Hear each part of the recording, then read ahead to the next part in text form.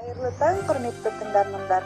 Таңғы аста таңғы жаңалықтарымызбен бөлісеміз.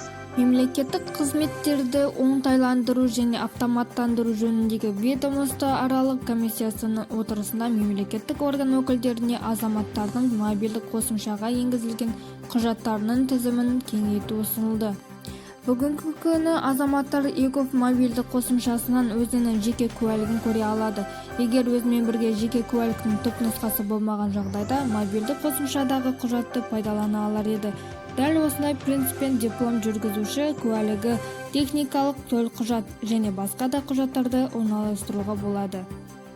Астана опера театрының танымал солистері «О Соле Мио» әнін шетелдік әріптестерімен бірге орындады.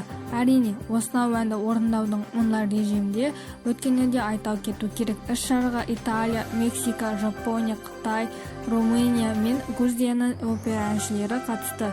Музыка мен Астана опера театрының симфониялық оркестрі сүйемелдеді.